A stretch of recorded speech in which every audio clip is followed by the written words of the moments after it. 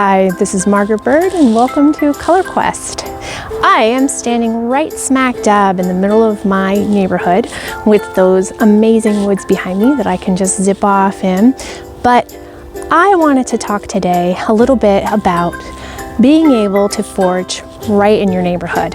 Now, I'm lucky enough because I live in the Pacific Northwest, so I have some pretty amazing stuff around me. But every place you go, there's amazing stuff. And if you've been following along and you watched my last two videos on a foraging trip that I did in central Idaho, you know that today's Color Quest is going to be looking at pine branches.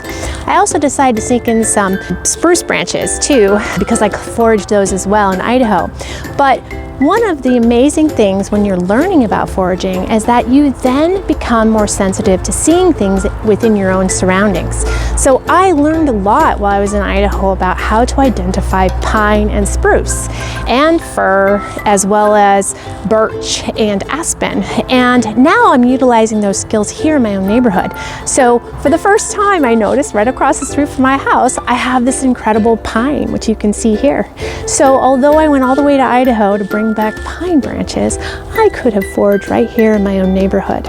So let's go see what those pine branches and spruce branches did in the dye pot this week.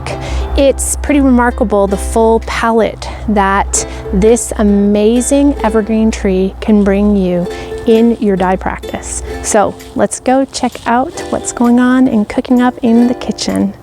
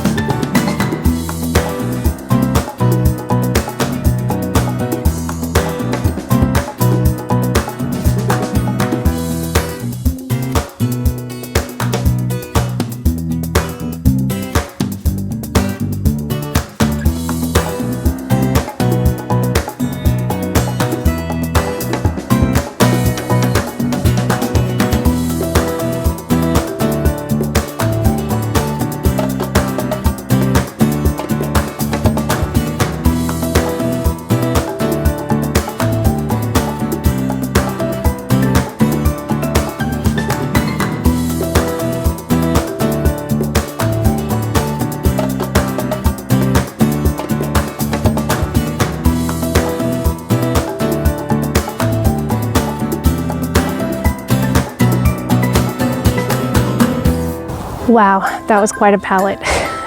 I actually am surprised at all of the colors that we managed to find just from a few very common trees on my trip to Idaho, as well as I'm discovering right in my own backyard. You'll notice that I both pre-mordant and in the pot mordant, and I got different colors. So the point of all of this is always around experimentation, and I strongly encourage you to start utilizing some of these tried and true tricks, if you will, that I'm showing here to expand your palette. I mean, really, that's all that it is, and I'm still blown away every time. So as we look over the course of those 6 or 7 different dye materials that I collected while I was in Idaho, I walked away with about 25 different colors.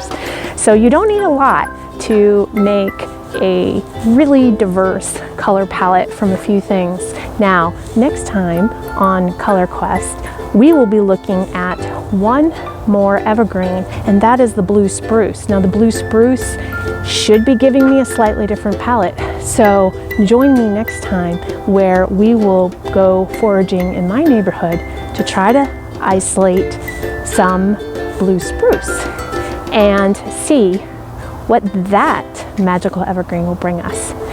Thank you so much for being here.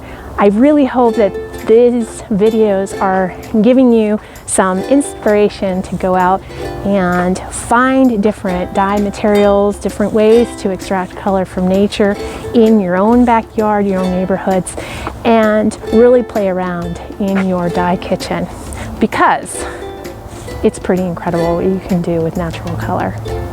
Thank you so much for being here. Please hit subscribe. Spread the word. If you know some other people that love exploring, invite them to come over and check out Color Quest. The more we have here, the more we spread the word, the more fun we're going to have.